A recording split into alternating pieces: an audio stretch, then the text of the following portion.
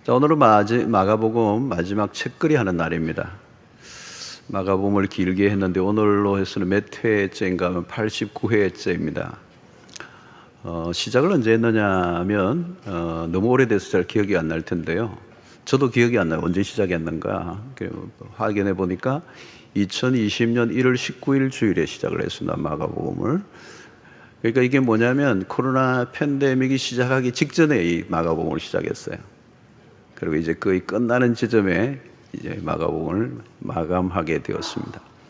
마가복음은 이 사복음서에서도 가장 짧은 책이죠. 사복음서에서 가장 짧은 16장으로 되어 있는데 아주 이 기자가 레포트를 하듯이 굉장히 순발력 있게 굉장히 다이나믹한 책이 이 마가복음입니다. 짧아서 선택했는데 89회를 하게 되었습니다. 오늘 이제 마지막인데 끝부분을 우리가 좀 보는데요. 사실은 이 복음서의 마지막 마가복음의 마지막 이 엔딩 부분이 뭔가 좀 씁쓸한 부분이 좀 많아요. 특별히 이제 실제적인 내용은 이 16장 8절로 다 끝나는데 뒷부분이 이제 조금 이제 덧붙여져 있는 마지막 얘기가 오늘 우리가 다룰 얘기인데 사실은 이 복음서의 마지막에 제자들의 모습은 좀 실망스럽습니다. 왜냐하면 예수님과 함께 3년 동안 공생에 그처럼 지옥 같은 설교를 듣고 또 얼마나 많은 기적을 체험했습니까? 눈앞에서.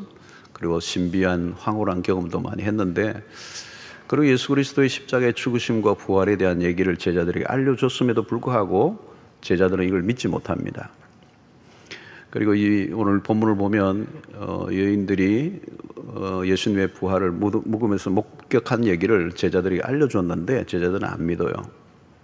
이미 예수님의 곁에 공생에 따라다닐 때 예수님이 하신 말씀을 기억한다면 아 사실이구나, 그 얘기가 이 얘기구나 이렇게 연결이 돼야 되는데 제자들은 안 믿어요. 불신앙을 하고 있습니다. 이런 복음서에서 제자들의 모습은 우리를 절망하게 하죠.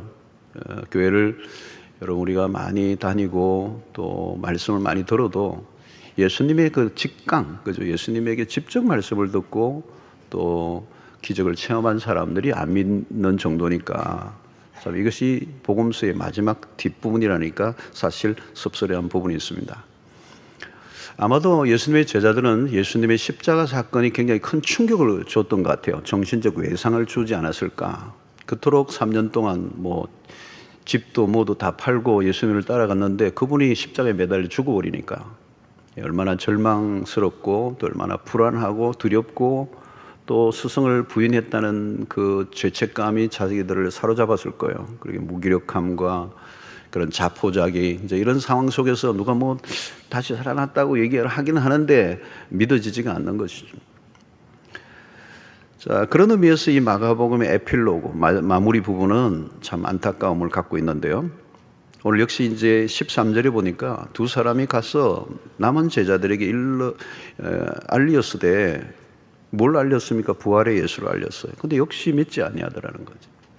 부활의 목격자들이 전해준 진술을 듣고도 안 믿는 겁니다. 지금 방금 만나고 왔다는데. 그리고 14절에 예수님이 직접 제자들에게 나타나십니다. 부활하신 예수님이. 그래서 그 후에 11제자가 음식 먹을 때 예수께서 그들에게 나타나사 그들의 믿음 없음과 마음이 완악한 것을 꾸짖으시니 이는 자기가 살아난 것을 본 자들의 말을 믿지 아니함이로라. 여기서 예수님이 그 제자들의 믿음 없음을 책망하십니다.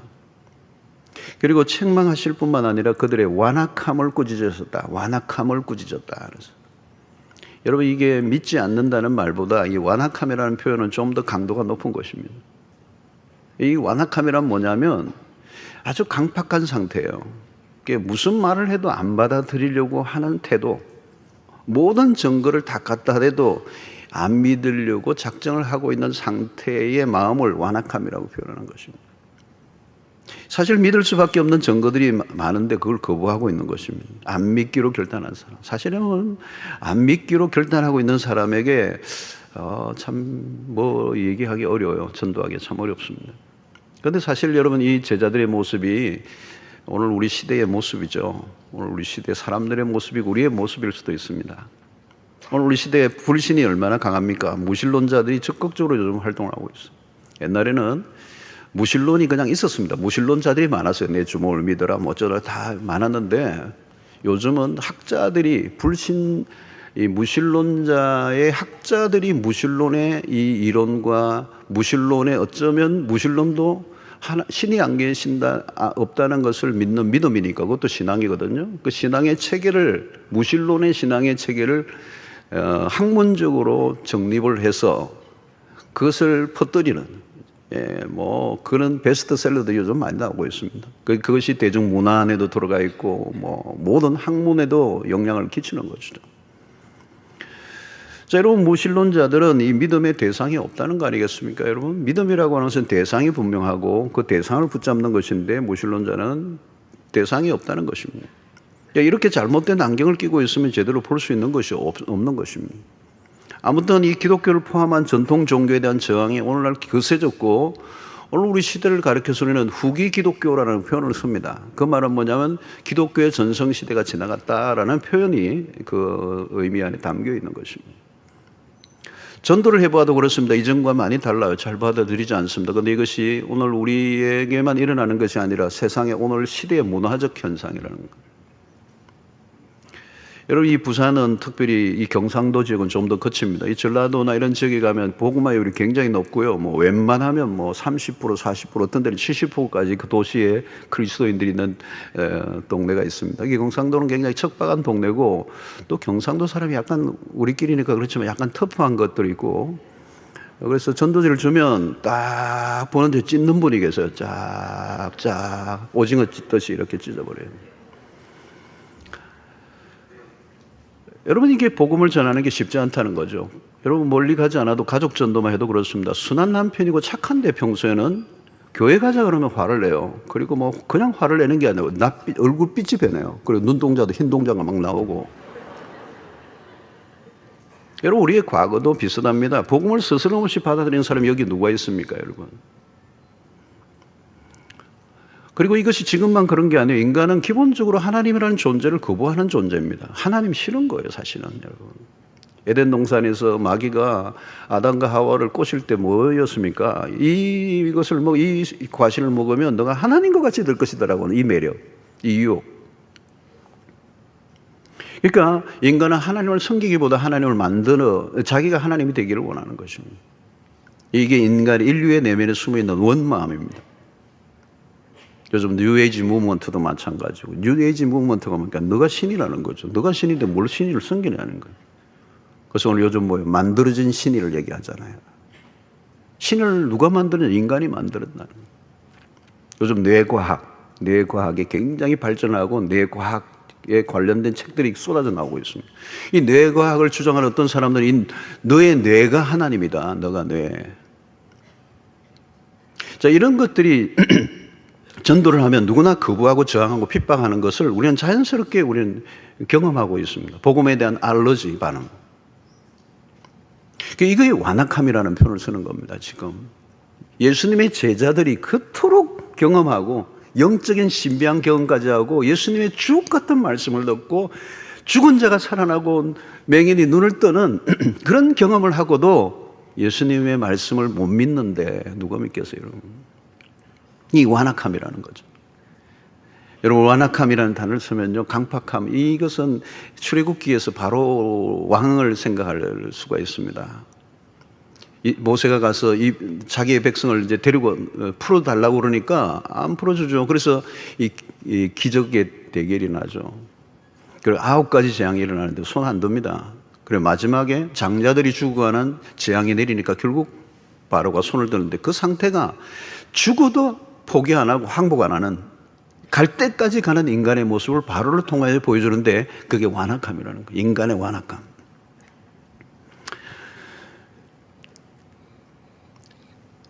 사람들은 쉽게 항복하지 않고 버틸 때까지 버티는 것입니다. 사람들은 하나님의 존재를 과학적으로 증명하라고 얘기합니다. 믿고 싶지 않다는 얘기입니다. 사실은 이런 예수님의 부활 사건은 예수님은 죽은 자가 다시 살아나신 분이고 빈 무덤입니다. 그게 사실이거든요. 이 과학은 사실을 증명하는 학문이라고 그러는데 사실이 일어났는데 그 사실을 부정하는 것, 이 비과학적이라는 거죠. 여러분, 복음을 우리가 전하는 것이 이렇게 쉽지 않습니다. 믿지 않는 거죠. 불신으로 가득하고 적대적인 환경이 가득하고, 어떻게 보면 전도하는 게 불가능하고 예수를 믿는다는 것이 사실은 우리의 현실에서는 쉽게 일어날 수 없는 일처럼 보입니다. 그런데 한 가지 질문이 생기는데, 그게 뭐냐면, 복음에 대해서 이렇게 격렬하고 사람들이 거부하고 저항하는 세상 가운데서 어떻게 복음이 오늘 우리에게까지 확장되어 왔을까 하는 것입니다. 2000년 기독교 역사 속에 환난과 핍박과 시련이 얼마나 많았습니까? 교회 역사는 순교의 역사라고 얘기하고, 복음을 전하다가 숱한 사람들이 죽어가는 그 역사를 볼 때 도무지 이 복음이 옆으로 전파되기 어려울 것 같은데, 어떻게 그럼에도 불구하고 기독교는 확장을 거듭해 왔을까? 여러분, 역사를 보면 복음은 멈추지 않고 전파되어 왔습니다. 신기하도 복음이 들어간 곳마다 문명의 꽃을 피우고, 지금도 여전히 복음이 확장되는 나라와 문화들은 계속되고 있습니다. 사실은 역사를 보면 복음은 계속 움직인다는 것, 서진해 왔습니다. 오늘 또 우리 교회 안에서도 마찬가지, 예수를 믿을 것 같지 않았던 사람이 예수를 믿고 교회에 등록하고 삶이 변하는 것을 지금도 우리는 계속 보고 있습니다. 우리가 길거리에 나가서 복음을 전하면 짝짝 찢어버리고, 때로는 욕하고 핍박을 하고 예수를 아무도 믿을 것 같지 않아 보이는 현실을 맞이하지만, 직장에 가면 정말 예수 믿는 사람이 보이지 않고 전도를 해도 조금도 먹히지 않는 것 같은데, 복음은 계속 확장되고 있고 예수 믿는 사람은 지금도 계속 늘어나고 있어.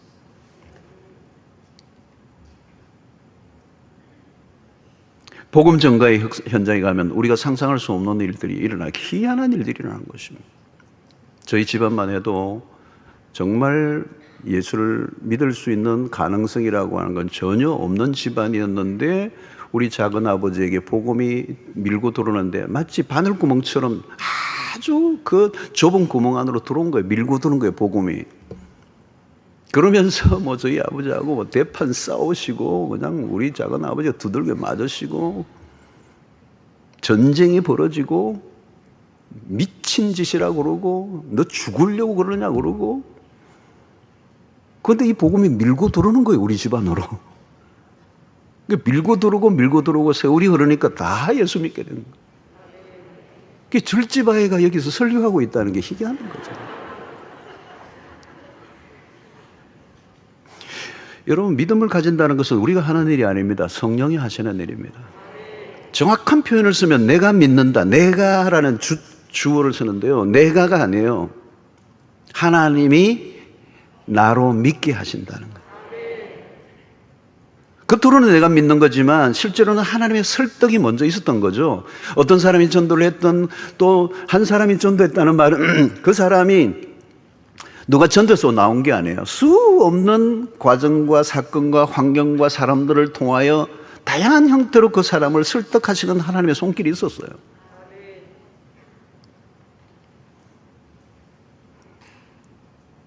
내가 믿고도 잘 안 믿어지는 일이 나요. 오늘 보니까 내 주변의 사람들이 다 예수를 믿고 있는 거예요. 오랫동안 안 만났던 친구를 하니까 그 친구가 예수를 믿어. 너가 예수를 믿어? 기적이다. 여러분, 사울이라는 청년이 그랬습니다. 예수 믿는 사람들을 잡아가두고 스데반 집사를 죽이는 일에 가담을 했던 핵심 인물이었습니다. 그러니까 교회를 핍박하고 예수 믿는 사람들을 잡아 죽이는 일에 앞장을 섰던 사람이 사울입니다. 그가 어느 날 다메섹 도상으로 가다가 정오에 빛보다 더 강력하게 다가오는 예수 그리스도를 만나고 그 앞에 무릎을 완전히 꿇고 예수 그리스도에게 생포되고 맙니다. 여러분, 사울이 그 당시에 예수를 믿었다는 그 말은 당시의 배경으로 치면 아무도 믿지 않는 뉴스입니다. 말도 안 되는 얘기 하지 마라. 사울이 예수를 믿어? 여러분, 내 교회에 와가지고 교회 유리창 깨고 예배 와서 방해하고 막 들어눕고, 또 교회 다니는 자기 아내 막 머리를 끌고 막 데리고 가고 막 이런 예수 믿는 사람들만 보면 막 열내고 욕하고 두들겨 패던 사람이 어느 날 예수를 믿었다. 등록했다. 안 믿어지는 거죠. 안 믿어지는 거. 사울이 그랬습니다, 여러분. 그가 믿었다니까. 어떤 분은 그래요. 다른 사람은 다 믿어도 우리 남편은 안 믿을 겁니다. 불가능합니다. 여러분 불가능해 보여도 사울만 합니까? 우리 남편 사울보다 더한 것, 그건 대단한 분입니다. 큰 인물이 될 가능성이 있습니다. 옛날에 우리 교회 구본당 시절에 그 옆에 한 3층짜리 건물이 하나 있었어요. 연립주택 같은 아파트가 있었는데 거기에 우리 교인이 나오셨는데 남편이 무지하게 핍박을 하시는 거예요. 그러니까 자주 성경책이 우리 교회 옆으로 떨어져요. 이렇게 던져버리는 거죠. 주우면 거짓 거예요. 다시 갖다 드리면 또 다시 날라오고. 되게 핍박을 했어요. 근데 그분이 나중에 예수를 믿고 전도 집회에 간증했다는 거 아니에요. 하나님 희한한 방법으로 예수를 믿게 하시고 지금도 모슬렘권에서는 그리스도에게로 돌아오는 일들이 숱하게 지금도 일어나는데 별별 간증이 다 있어요. 하나님은 한두 가지 방법으로 사용하시는 분이 아닙니다. 사람에 따라 다양한 방법으로 기묘한 방식으로 예수를 믿게 하시는 거죠. 여러분 예수 믿는 거 기적입니다. 기적 중에 기적은 2000년 전 그 사건이 믿어지는 게 어떡해요? 믿어지는데 내가 보지도 않았는데 본 것보다 더 확실하게 믿어지는데 이게 가능한 것입니까? 성령이 역사하시면 가능한 일입니다. 처음에는 믿어지지 않아 어려울 때가 있지만 믿어지고 나면요 이 믿음이 나를 끌고 가요. 부정하기 어려워요. 누가 죽인다고 해도 내가 이 믿는 사실을 부정할 수가 없다는 거죠. 자, 그런데 여러분 이 복음을 이제 받아들이는 과정 속에는 누구예요? 누군가 전파하는 사람이 있어야 된다는 거예요. 로마서 10장 14절에 보니까 그런즉 그들이 믿지 않는 일을 어찌 부르리요? 듣지도 못한 일을 어찌 믿으리요? 전파하는 자가 없이 어찌 들으리요? 중요한 것은 누군가 복음을 전해야 한다는 거예요. 전도의 테크닉이 좋아서 혹은 말을 잘해서 믿는 게 아닙니다. 상관없어요. 중요한 것은 하나님이 믿게 하시는데 누군가 전파함으로 그 방식을 통하여 전도의 방식으로 예수를 믿게 하시는 게 일반적인 방식입니다. 그래서 어떤 사람은 빨리 항복하는 사람이 있고 어떤 사람은 고집이 세워서 버티다가 나중에 손드는 사람이 있고, 그래서 예수의 부활 사건은 하나님의 나라 확장으로 가속화됩니다. 그래서 제자들에게 대사명이 주어지죠. 그래서 오늘 15절에 보니까 또 이르시되 너희는 온 천하에 다니며 만민에게 복음을 전파하라. 갈릴리를 벗어나지 못했던 제자들에게 주님이 하신 말씀은 놀라워요. 온 천하에 다니며 만민에게 all nations. 여러분 이것은 이 말씀은 복음을 전파하라는 얘기는 복음서 곳곳에서 반복되는 얘기입니다. 예수 그리스도의 십자가 부활을 목격한 사람들은 그냥 지나칠 수 없고 내가 본 것을 말하는 증인의 사명을 감당하라. 여러분 이것은 너무 어렵게 생각할 필요가 없습니다. 내가 본 것을 말하면 되는 거예요. 내가 뭐 저 사람을 믿게 할 거다 예를 쓸 필요가 없고 내가 믿게 할 수 있는 능력도 없고 그저 내가 본 것을 내가 아는 것을 전하면 되는 거예요.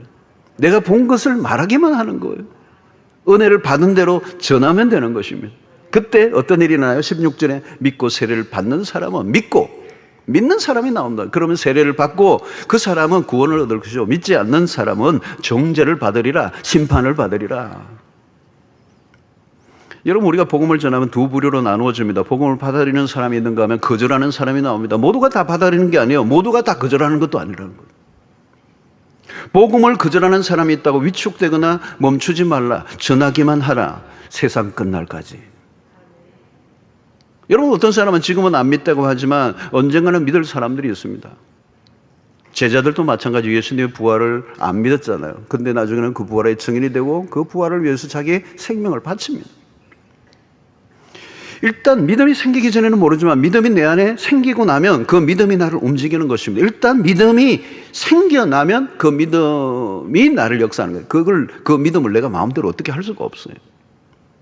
마치 글을 깨친 사람이 글을 무시할 수가 없잖아요.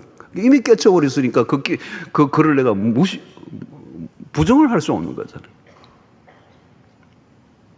여러분 이 믿음은 우리의 삶의 방식을 바꾸고 생각을 바꾸고 가치 체계를 바꾸어 놓습니다. 그 믿음은 우리를 행동하게 만듭니다. 그 믿음이 우리를 어디론가 인도해요. 여러분 창세기 22장에 아브라함이 그 독자 이삭 100세에 난 아들을 모리아에 바치는 이 놀라운 사건이 일어나는데 우리는 거기에서 아브라함의 믿음을 경탄하는데 사실은 아브라함 믿음이 아닙니다. 하나님이 얼마나 놀라우신 분이기에 아브라함이 자기 아들을 모리아에 바칩니까? 그는 하나님이 누구인가를 알았기 때문에, 그분을 믿었기 때문에 자기 아들을 내어놓을 수 있었던 것이죠. 여러분, 하나님에게 항복하는 게 믿음입니다. 하나님을 하나님으로 인정하는 게 믿음입니다. 그 다음부터는 우리가 할 일은 정해져 있어. 길을 쓰고 그 하나님을 알리고 싶어진다는 거죠. 여러분, 예수의 부활을 믿는 순간 미션이 있습니다. 그래서 신약의 교회는 부활의 공동체고 고예수의 부활이 확실하다면 우리가 어찌 전하지 않을 수가 있겠는가. 그것이 고린도전서 15장 부활장에서 얘기하는 것입니다. 그래서 고린도전서 15장 14절 한 절을 보면 그리스도께서 만일 다시 살아나지 못하셨으면 우리가 전파하는 것도 헛것이요 또 너희 믿음도 헛것이며. 무슨 얘기입니까? 예수가 다시 살아나셨기 때문에 우리가 전파하는 일은 결코 헛된 일이 아니다. 복음 전하는 거 결코 헛된 게 아니다. 가장 의미 있는 일이다. 여러분, 왜 복음을 우리가 전해야 합니까? 여러분, 어떤 분은 가끔 이제 봄에 이제 전도 집회 뭐 얘기하니까 오늘 또 우리 전도하는 얘기 나오니까 어떤 분은 교회도 큰데 또 더 모으려고 그런다. 얼마나 모으려고 그러느냐. 주차장도 좁은데.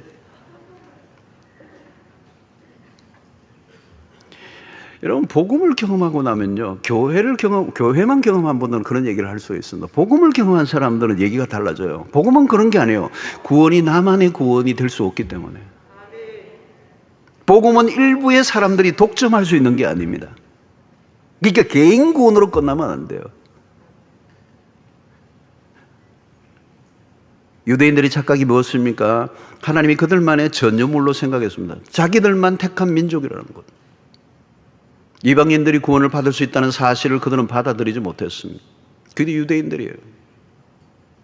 그러니까 바울은 유대인이면서 복음을 받고 나니까 그 사실이 너무 안타까운 거에서 이방의 사도가 되는 겁니다. 그의 동족의 구원에 대한 갈망도 가지고 있지만 이방의 사도로 그의 사명을 다해요. 근데 여러분, 베드로는 어떻습니까? 사도행전 전반부를 보면 그 울타리를 못 넘어요. 유대주의를 못 뛰어넘습니다. 성령 충만한 오순절의 경험을 하고 하루 설교와 3,000명, 5,000명이 돌아오는데도 예루살렘의 교회가 예루살렘에 머물러 있어요. 베드로도 고넬료의 집에 가서 복음을 아무리 환상을 보여줘도 주여 결코 그럴 수 없느니라. 주여는 해놓고 뒤에는 그럴 수 없느니라. 경계선을 못 뛰어넘어. 그 민족주의라는 게 그렇게 강한 겁니다. 그러나 여러분, 복음의 광유로움에 눈을 뜨면 나만 가지고 있다는 것은 죄책감이 생겨요. 여러분, 이 좋은 복음을 나 혼자 갖고 있다.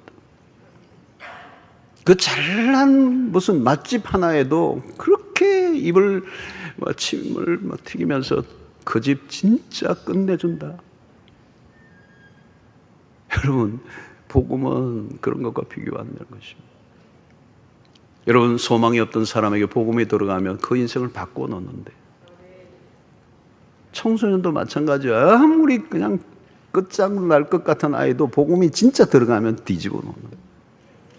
이 복음이 한 민족에게 들어가면 민족을 바꿔 놓는 역사입니다. 여러분, 우리의 민족도 보면 여러분 1905년 뭐 이럴 때 1910년 한일 합방 뭐 이렇게 일본의 강점기의 36의 고통, 전후, 6.25를 겪고 나라가 폐허가되고 완전히 망가진 이 나라가 이렇게 살아나고 세계사의 경제 대국이 되고 이 놀라운 강경한 역사를 여러분 들여다보면요, 그 일제강점기 위기 속에서도 1907년이라는 사건이 한국 민족에 엄청난 의미가 있어요. 역사적인 평양 대부흥운동이에요. 복음이 강력하게, 그건 세계 선교사에 알아주는 사건으로 인정이 되는 겁니다. 어마어마한 사건이 일어난 겁니다. 복음이 이 민족 가운데 강력하게 일어나고 세계에 몇 안 되는 부흥사 가운데 1907년에 평양 대부흥운동이 일어납니다. 한국 민족 안에 복음의 역사가 일어나고, 그리고 부흥기가 일어나고, 전후 이후에도 70년대, 80년대로 가면서 급속한 교회 성장이 한국 사회에 미친 영향이 엄청난 것이죠. 복음의 기운이 사라지지 않고 뜨겁게 일어날 때 그 복음이 얼마나 놀라운 일을 하는가를 우리는 눈으로 목격하고 우리를 경험하고 있습니다. 사랑하는 성도 여러분, 우리 증인에게 요구되는 것은 확신입니다. 애매함으로 안 돼요. 복음에 대한 확신이 있어야 담대집니다. 전도는 누가 하는 것입니까? 여러분, 누가 남에게 전하기 전에 내 신학에 대한 확신이 먼저 확보되어 있어야 돼요. 전도하면 우리는 몇 명 정도 하느냐 양을 따지기 쉽지만, 그러나 그것보다 더 중요한 것은 복음에 대한 내적인 확신입니다. 복음 전거는 내적 확신이 바깥으로 자연스럽게 흘러가는 것입니다. 확신도 없는 사람이 나가면 깨지는 거죠. 그래서 예수님이 성천하시기 직전에 제자들에게 예루살렘을 떠나지 말고 아버지께서 약속하신 성령을 기다리라. 확신이 어떻게 주어집니까? 공부한다고 주어지는 게 아니에요. 성령의 역사하심으로 오순절의 역사가 일어날 때 복음서에 있던 그 제자들이 완전히 달라집니다. 이론적으로만 알고 있던 그들의 신앙이 자신의 삶에 체화되면서 능력으로 나타나니까 그들은 의심 없이 부활을 증거하고 그 부활의 생명을 걸게 되고, 그러니까 역사가 일어난 거. 사도행전 4장 33절을 보면 사도들이 큰 권능으로, 큰 권능이에요. 큰 권능으로 주 예수의 부활을 증언하니 무리가 큰 은혜를 받아 그랬어요. 여러분, 이런 놀라운 역사들이 일어나는데 이 공간복음의 마지막은 복음 전파에 관한 것들로 끝을 맺습니다. 마가복음이 그렇고 누가복음에도 보면 마지막 부분에 24장 48절을 보니까 너희는 이 모든 일의 증인이라, 부활의 증인이라는 거죠. 마태복음 28장 19절 20절에도 마찬가지. 그러므로 너희는 가서 모든 민족을 제자로 삼아. 여러분, 이 모든 것들이 마가복음, 누가복음, 마태복음 모두가 마지막 부분은 복음 전도로 얘기하고 있어요. 복음을 전파하라는 것입니다. 이제 제자들이 사도가 되어 보냄을 받았다. 부활하신 예수님이 제자들에게 나타나서 하신 말씀도 똑같아요. 요한복음 20장 21절에 예수께서 또 이르시되 너희에게 평강이 있을지어다. 아버지께서 나를 보내신 것 같이 나도 너희를 보내노라 그랬어요. I send you. 나도 너희를 보낸다. 선교사로 보낸다.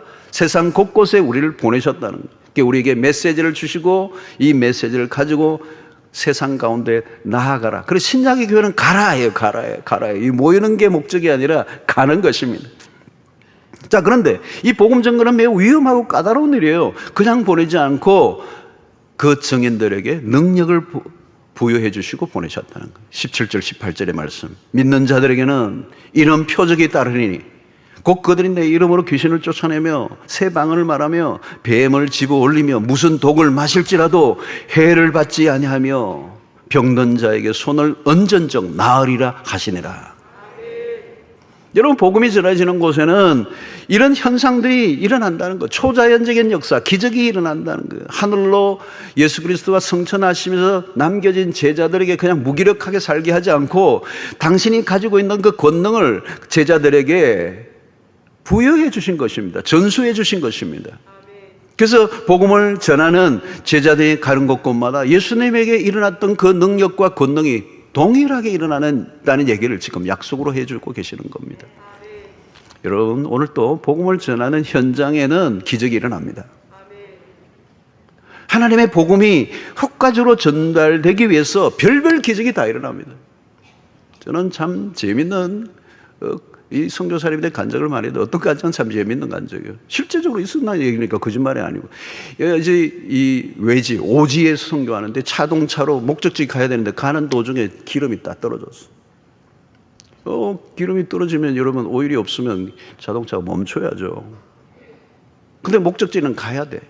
그리고 남아 있는 곳까지는 가야 되는데 주유소나 이런 게 없는 오지예요.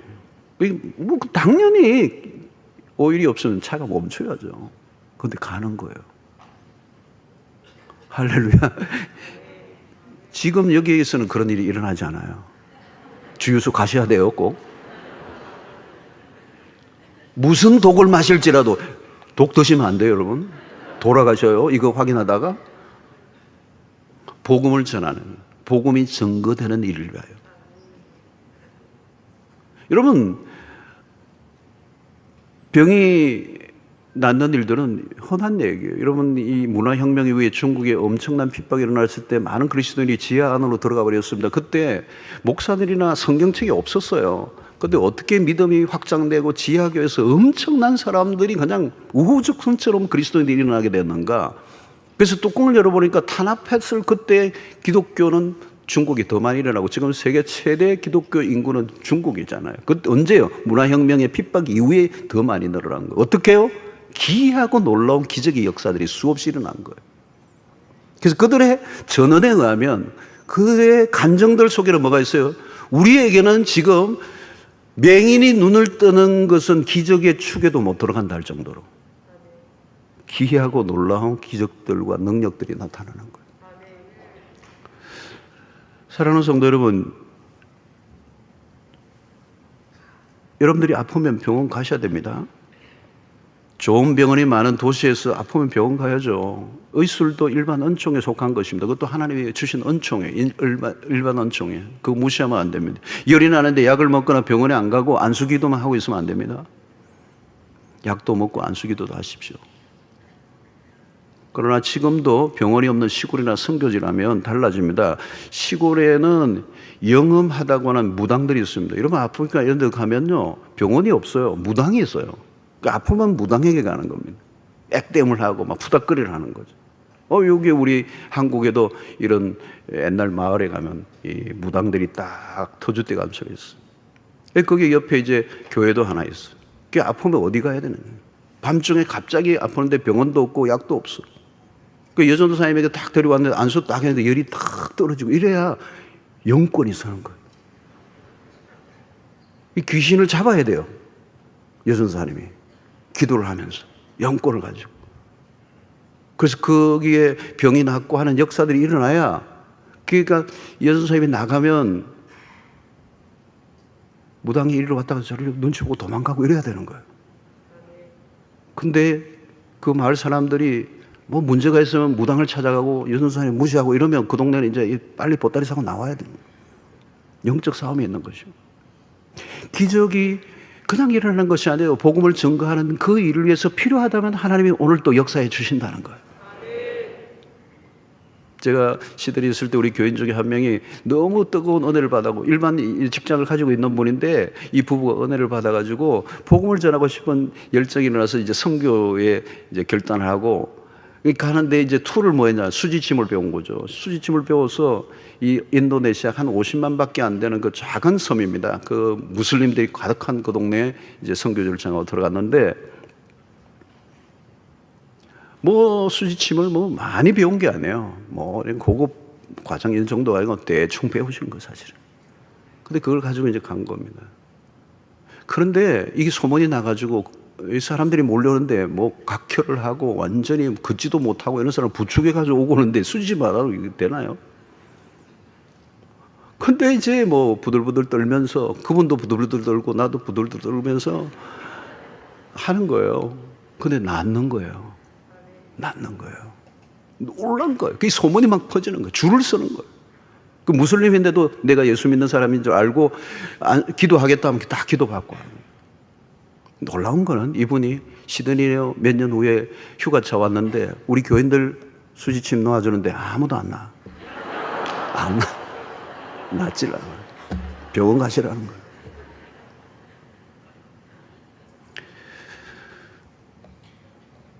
능력이 왜 필요한가? 폼 잡기 위해서가 아니라 이유는 딱 하나예요. 구원의 역사를 위해서. 목사, 전도사 타이틀이 아니에요. 중요한 것은 하나님이 누구이신가를 드러내시는 거예요. 복음을 위해서. 시도 때도 없이 기적이 일어나면 어떻게 되겠습니까? 능력이 나타나는 기적, 귀신을 막 몰아내는 사역자들이 나중에 변질되는 이유가 많은데, 그게 계속 능력이 나타나다 보니까 자기 건 줄 알아요. 하나님이 주신 거거든요. 목적을 위하여. 여러분, 능력은 필요하면 하나님이 주시는 겁니다. 중요한 것은 하나님의 주권을 따라 필요하면 주시고 필요하지 않으면 거두어 가시는 거예요. 주시고 안 주시고는 하나님의 편에 달려 있습니다. 우리에게 필요하면 하나님이 얼마나든지 주시고 그 도구들을 통하여 하나님의 복음이 땅끝까지 증거되게 하시는 겁니다.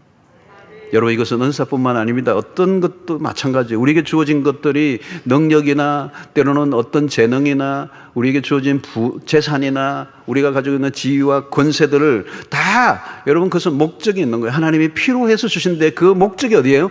하나님의 복음을 전가하는 일을 위하여. 특별히 이 기적이 일어나는 곳은 어떤 곳인가? 불신으로 가득한 곳에 기적이 필요한 것입니다. 복음을 그냥 잘 받아들이면 기적이 필요하지 않습니다. 어떤 분은 아주 다양한 경험을 하고야 예수를 믿으신 분이 계세요. 조금 세다는 뜻입니다. 웬만해서는 안 믿으니까 하나님이 특별한 것을 보여주신 것입니다. 기적이 늘 나타나야 할 이유가 없어요. 너무 완악하니까 기적이 동원될 뿐입니다. 여러분, 말씀을 듣고 말씀을 믿는 사람이 복이 있어요. 가장 좋은 것입니다. 여러분, 말씀을 듣고 말씀을 믿고 구원받는 거예요. 하나님, 난 말씀으로 잘 안 됩니다. 그거 큰일 납니다. 여러분, 애들도 마찬가지예요. 말로 할 때 알아듣는 아이가 좋은 아이예요. 꼭 말로 안 되는 애가 있어. 그럼 특별한 경험을 하게 할 수밖에 없어.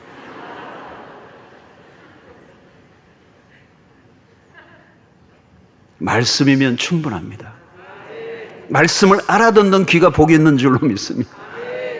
말씀을 통하여 우리의 신앙이 자라가고, 말씀을 통하여 구원의 구속사가 이해가 되고, 예수가 믿어지는 것, 여러분, 예수가 믿어지는 것, 예수의 부활이 믿어지는 것, 성경이 믿어지는 것, 내가 죄인이라는 걸 인정하는 것, 내가 그리스도 예수를 믿음으로 구원 얻는다는 사실을, 그 사실을 그대로 말씀 그대로 믿고 주님 앞에 손들고 나오는 그것이 기적입니다. 기적 자체가 대단한 게 아닙니다. 별 기적이 다 일어나도 예수를 믿는 일이 일어나지 않을 수도 있습니다. 여러분, 어떤 분은 말기 암에도 나아도요 다른 소리 하는 사람 많아요. 어떤 데는 울고 불고 살려달라고, 하나님 살려주시면 하는데요, 낫고 나서요 딴 소리 하는 사람 많아요. 그때 그 약이 그래 통했던 것 같아요.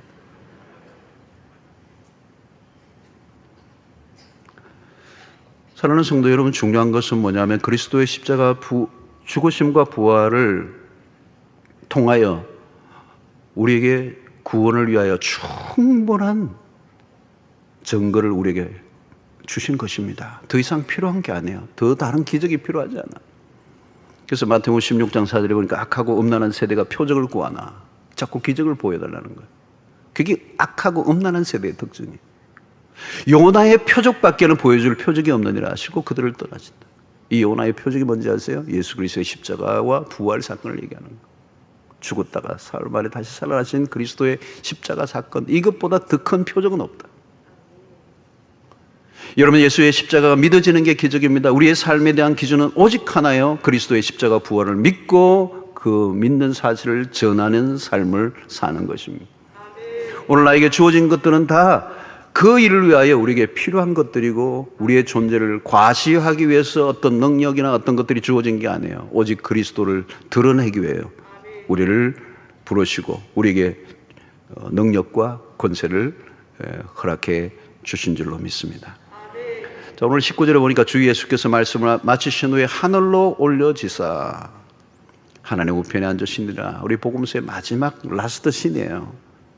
말씀을 마치신 다음에 하늘로 올리시는, 성천하시고 부활하신 분이 성천하시고 이제 어떻게 하나님의 우편에 앉아 계신다. 마지막 명장면이죠. 하늘이 열리고 그리스도께서 성천하십니다.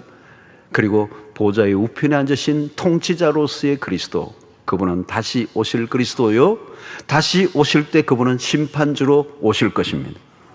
다시 오실 때는 구원자가 아니에요. 심판주로 오시는 겁니다. 그때 모든 역사는 판가름 날 것이고 그날은 반드시 오게 될 것입니다. 이제 마지막 제자들의 모습이 달라졌죠. 20절에 제자들이 나가 두루 전파할세 주께서 함께 역사하사 그 따르는 표적으로 말씀을 확실히 증언하시니라. 자, 마가복음의 끝은 오픈입니다. 오픈이라는 말은 이 마가복음의 이야기는 끝나지 않았다. 이 이야기는 계속 쓰여져야 한다. 새로운 시작. 그러므로 복음서는 끝나지 않고 복음서에 이어 뭐가 이어지죠? 사도행전이 이어집니다. 물론 누가복음이 기록한 누가복음이 제2편이 사도의 행전이죠. 특히 복음서로 끝나면 안 돼요. 복음서에서 사도행전으로 넘어가야 돼요. 그리고 사도들이 그 믿음의 그 증거를 가지고 삶 속에서 살아내는 이야기, 그게 사도행전. 그리고 사도행전은 28장으로 끝나지만 28장으로 끝나지 않고 사도행전은 29장을 써야 합니다. 그 29장은 우리 모두에게 주어진 지상의 명령인 줄로 믿습니다. 주님 다시는 오시는 그날까지 우리가 그 이야기, 사도 행전의 이야기, 오늘 신자들의 행전을 써가야 하는 것이죠. 사랑하는 성도 여러분, 아직도 불신앙에 매여 있는 분들이 계십니까? 십자가 부활 사건의 언저리에서 아직도 머물고 계시는 분이 계십니까? 오순절에 성령이 임하신 것처럼 오늘 여러분들 가운데 성령이 임하셔서 부활의 증인으로 우뚝 세워주고 이제 복음서를 넘어 사도행전으로 넘어가 하나님의 놀라운 이 구원의 역사, 사도행전 1장 8절의 말씀처럼 오직 성령이 너희에게 임하시면 너희가 권능을 받고 예루살렘과 온 유대와 사마리아와 땅끝까지 이르러 내 증인이 되리라고 하는 이 말씀, 이 복음의 원심력, 이 말씀대로 역사가 이루어져 갈 것입니다. 지금도 그렇게 진행되어 왔습니다. 이 말씀이 성취될 날이 올 것입니다. 그리고 이 일에 여러분들 모두가 쓰임받게 되기를 축원합니다. 성령의 충만을 받으시고 예수님의 제자들에게 주셨던 그 과업을 오늘 우리가 다시 이어받아 개성하고 우리가 어디를 가든지 예수 그리스도의 십자가의 피 묻은 복음을 증거함으로 믿든지 안 믿든지 선포하고 전하면 구원받는 자들이 우리의 전파를 통하여 나타나게 될 줄로 믿습니다. 우리는 이 마가복음을 처음 이 코로나 팬데믹이 시작되기 직전에 시작했던 이 마가복음을 이제 엔데믹 시대로 가는 이때 이제 다시 한번 이 마가복음을 마감하면서 역사적인 의미가 있는 시간이라고 생각해요. 다시 한번 우리 모두가 그동안 코로나 기간 내에 하지 못했던 전도, 선교 다시 한번 박차를 가하고 이번 이 여름부터 또 다시 시작하는 여러분들이 되기를 바라고 하나님께서 선한 열매를 맺어 주실 줄로 믿습니다. 기도하겠습니다. 하나님 아버지, 오늘도 우리에게 주신 말씀을 통하여 우리가 다시 한번 결단하기를 원합니다. 복음의 증인으로 세워지기를 원합니다. 수없는 박해와 반대가 있음에도 불구하고 복음은 끊임없이 우리에게 증거되는 것처럼 오늘 우리에게까지 복음이 찾아왔던 것처럼 오늘 우리를 통해서도 이 복음이 땅끝까지 증거되는 일에 쓰임받는 우리 모두가 되게 하여 주시옵소서. 예수님의 이름으로 기도합니다. 아멘.